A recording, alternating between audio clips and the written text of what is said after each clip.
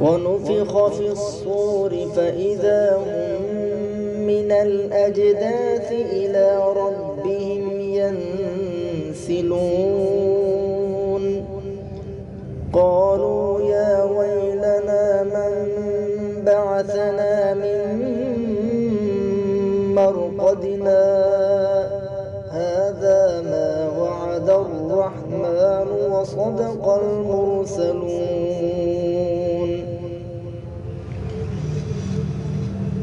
إن كانت إلا صيحة واحدة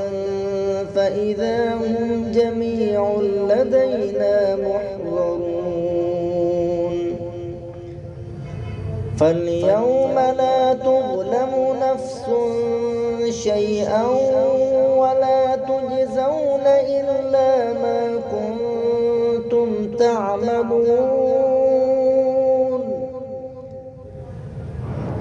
إن أصحاب الجنة اليوم في شغل فاكهون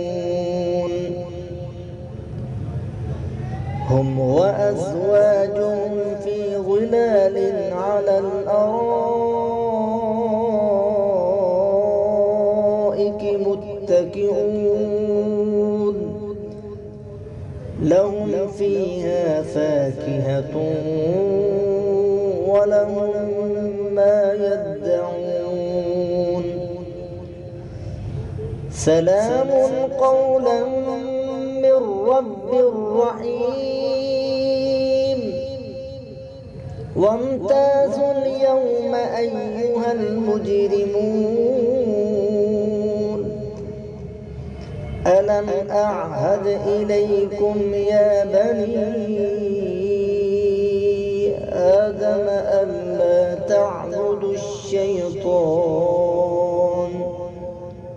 إنه لكم عدو مبين وأن اعبدوني هذا صراط مستقيم ولقد أضل منكم جبلا كثيرا أفلم تكونوا تعقلون هذه جهنم التي كنتم توعدون اصلوها اليوم بما كنتم تكفرون اليوم نختم على أفواههم وتكلمنا أيديهم وتشهد أرجلهم بما كانوا يكسبون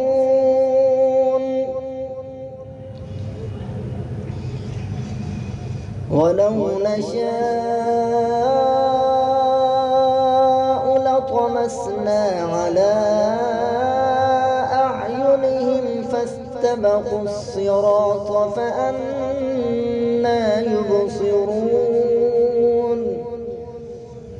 ولو نشاء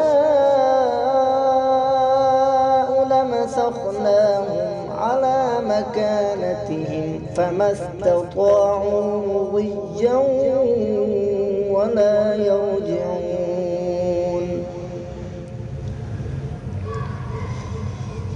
ومن نعمره ننكسه في الخلق أفلا يعقلون وما علمناه الشعر وما ينبغي له إن هو إلا ذكر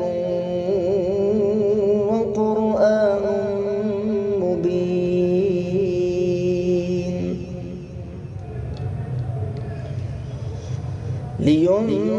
لينذر من كان حيا ويحق القول على الكافرين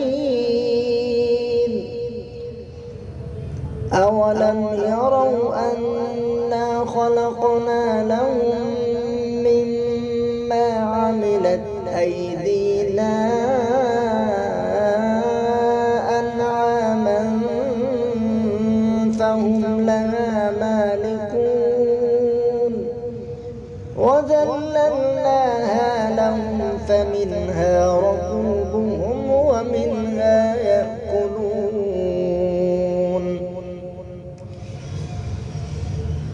ولهم فيها منافع ومشارب أفلا يشكرون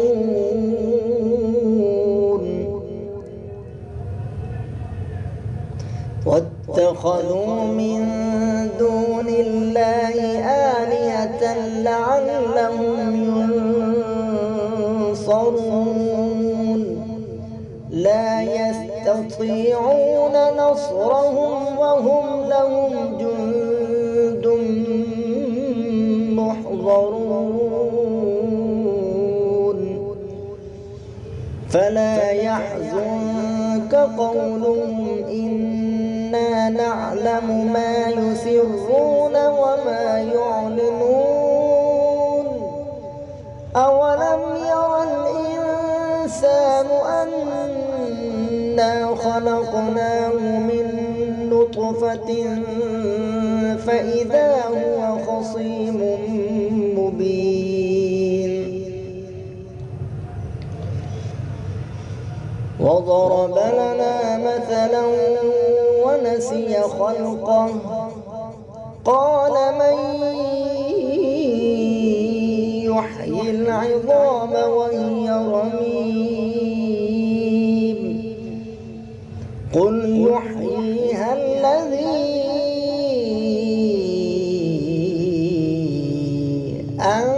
أنشأها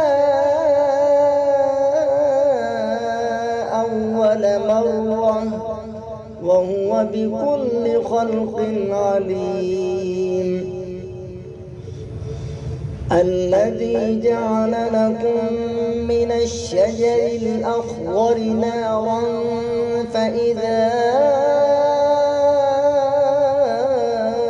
أنتم منه توقدون أوليس الذي خلق السماوات والأرض بقادر على أن يخلق مثلهم بلى وهو الخلاق العليم إنما